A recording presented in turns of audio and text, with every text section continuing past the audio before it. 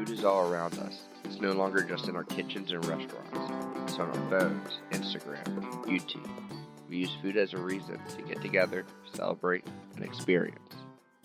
No matter if that experience is in your home or in a different city. I am your host, Scott Scher, and I'm here to talk about your favorite food and the people behind them. This is the I'd Eat That podcast. I think for food photographers, they just always have to be aware of the scene and that you're creating a story in a single frame.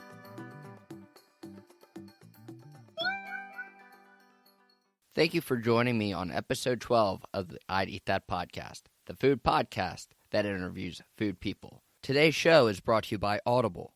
Audible is offering our listeners a free audiobook with a 30-day free trial membership.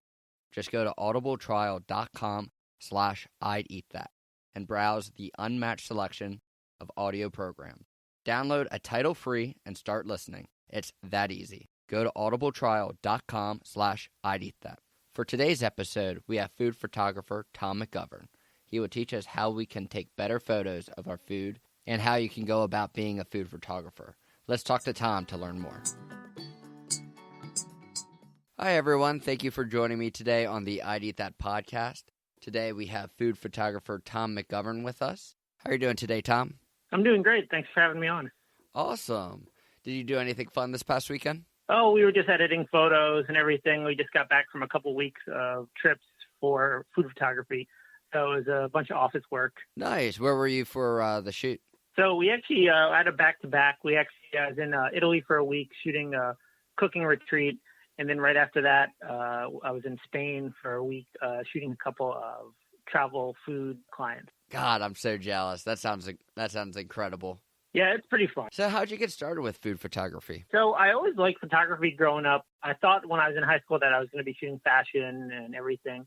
And I kind of bounced around genres. And then maybe about 10 years ago or so, I was shooting for a magazine and they just needed somebody to fill in and shoot restaurants for them. And I'd never done it before, and I actually ended up falling in love with it.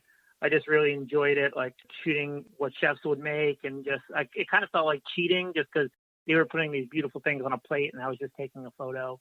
And I actually, from then on, I was just I really like shooting food, just the stories behind it and the beauty of it, and it just kind of really drew me in. That's awesome. What have been some of your favorite projects that you've worked on? So one of my favorite projects is a national chain called Bar Taco, which I kind of worked with them right from the beginning. And with their creative director, I kind of even helped develop the visual style of the entire brand, the light, airy feel of it and everything. We developed that through multiple shoots. And now I shoot for them all over the country. Always fun because I love the photos that come out of it. And it's always a challenge too, because as a chain, we're on restaurant 21 now. It becomes a challenge to kind of be unique at each restaurant, but it's fun for me to have that challenge. That's really cool. What are some of the challenges that you face with food photography? I think in food photography, especially nowadays, it's really the volume of photos you have to produce. When I first started in food photography, a restaurant would have one ad in a magazine or one ad in a newspaper and maybe an online ad. So for a whole day, you wouldn't produce more than a dozen photos or 24 photos. Nowadays, with Instagram and with everything being so instantaneous and you have to have so much content, we're shooting hundreds of frames now and hundreds of images, because if I shot 12 images today, that only lasts the restaurant 2 weeks as far as their social media marketing. So there's a lot more volume today than there was in years past. What tips do you have for those that are looking to better their food pictures? One thing I would definitely suggest is I see a lot of people shooting for free and stuff, and I do think there's a place for that in your learning to become a food photographer, but I also suggest that anyone can buy a pizza from the store and bring it to their house and learn to style for free and stuff. And at least at the end of the day, you have a pizza to eat. Really, if you're going to have to do work for free to build your portfolio, think about the stuff that would never be covered, that would never pay a dime. I've done stories on oyster fishers, on various other producers that maybe don't have the budget for photography, but it's still great photography and it's a great place to hone your craft. That's a good point. Are there certain foods that picture better than others? I feel like there's always going to be easier food than others. Sushi is a very easy food to shoot. It's always beautiful right on the plate. I feel like I grew up, my mom was a Filipino caterer. And while I love Filipino food, I love the taste of it. Like, it's one of my favorites. Visually, it is very tough because it's a lot of browns. There's not a lot of color in it. There's not a lot of, let's say, shape to it.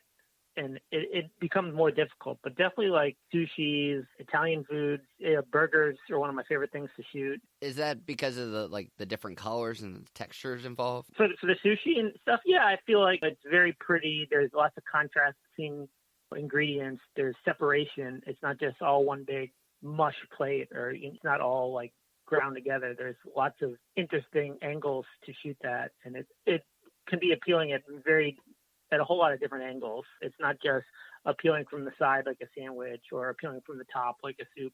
There's lots of leeway to work around sushi and stuff. And a quick word from our sponsors. How important are filters when you're dealing with food photography? As far as like camera filters or in the computer filters? Both. So I feel like on the camera, a lot of stuff can be replicated in the computer nowadays. But I do suggest for anyone that's shooting food to get a circular polarizer and to learn how that works, because I think most people associate circular polarizing filters with the sky, like making it more blue or less blue. But you have to remember that those filters really work on the reflections of objects, which for certain foods is very important. Steaks, for example, can be very shiny or very matte, and circular polarizers very much help. As far as in the computer filters, if you're going for a certain style, maybe that's a filter you develop. As far as presets, there are some great ones out there. And what I really recommend is making them yourself for your own specific restaurants. I have presets for every one of my restaurant clients. And it's just so when I go back and shoot them again, or when I shoot another restaurant that's in the similar vein or the similar genre, I'm getting that same kind of look that they like and that customers expect from a restaurant. With other food photographers, is there like a common mistake that you see people making often? With other food photographers, everyone's got their own style. I do see there's been a tendency, I think, in the last few years to definitely shoot the overhead shot as a safety shot, the straight top down on the plates. And I enjoy that shot, and I feel like it's a good shot to get, like, especially, like I said, as a safety shot. There's something less, I guess, appetizing about shooting a shot directly from the top. It's very good artistically. It's got all the geometry of the plates. They look good, but as far as like making a customer or a person hungry, it doesn't have as much effect, I feel, as like a traditional 3/4 shot or a shot from the correct like approach angle. That's a good point. How often do you really look at a dish when you're just hovering over it, overhead type shot? So that's a good point. Do people need an expensive camera if they want to get into food photography? I don't think so. Most cameras nowadays are going to be very good for it. My secondary camera is almost 10 years old. Phones are great at it nowadays, and I think, a lot more of it has to do with the lighting that you have, kind of the post-editing or so. Now, obviously, if you're in a super dark room, phone is not going to be as good as a brand new DSLR. That's what you learn as a food photographer, and that's what you learn as a photographer in general, just how to adjust to those situations. Do you have a number one rule that food photographers should always follow? I think for food photographers, they just always have to be aware of the scene and that you're creating a story in a single frame. I feel like there's a distance to the food you have to be there's a angle to the food that's proper. And it's not exactly knowing exactly that. You're going to learn that through food photography over the course of however many shoots you do. But it's just understanding like this is where this works and this is how this photo tells the story of the restaurant or of the food or of the person making it. They're all different ways to see the individual image. Can you give me an example of like that type of story that you've shot with your food? Yeah. So I recently shot a client that was an Italian restaurant. A very much part of them is they're very fun. It's not a very like upscale or not like hoity-toity Italian restaurant. You're not going to go in there in a suit. It's a fun place with fun music. And, people are like, how do you convey that in a single photo, in a food photo? That has a lot to do with what's around the food. Like I could shoot a close-up of a pizza, but obviously if I backed up a little bit and put in the playing cards that they have at every table and put in a fun drink or a fun appetizer that's kind of just running off the edge of the image, it kind of calls more to, all right, this is not a fancier place. Whereas if I put a fancier drink and a fancier glass and maybe put a white napkin next to it, it's definitely going to call more to that fancier restaurant, which this place wasn't. So I kind of had to match my photo and what's around it to the restaurant and to their vibe, basically. I like that. That's pretty cool. What do you have to say for those that are looking to become a food photographer? It's one of the best times, I feel like. When I started, there wasn't Instagram.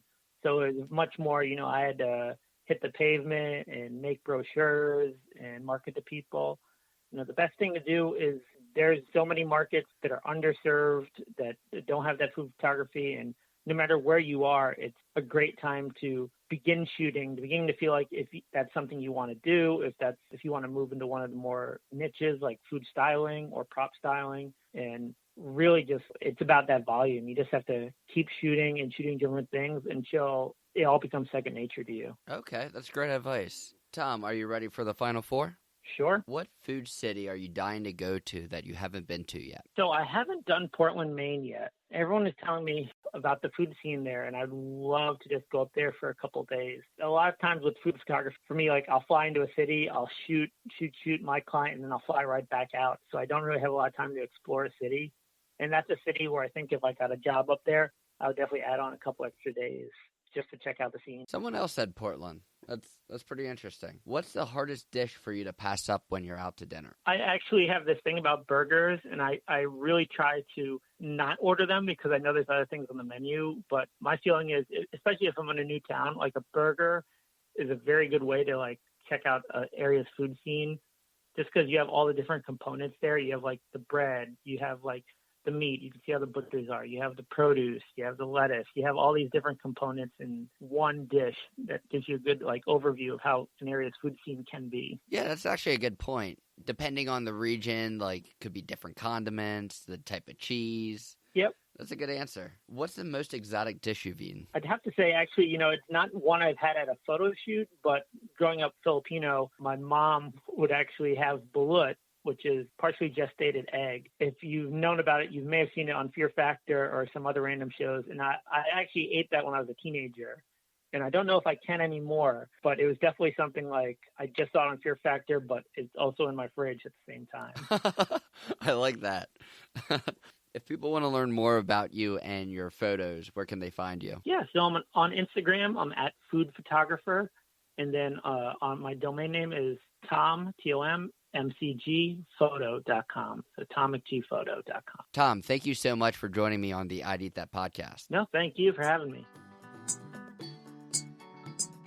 Big thanks to Tom for joining me on the I'd Eat That podcast. And thank you for listening today. If you enjoyed what you heard, please share, subscribe, and rate the show. You can also follow us on Instagram, Twitter, Facebook, and Curate for additional content. Next week, we'll have Yudi Greenberg from Meet the Butchers. Meet the Butchers is a wholesaler of a large selection of meats based in the Los Angeles area, and they can ship great quality meat to your doorstep. Meet the Butchers is part of the Premier Meat Company.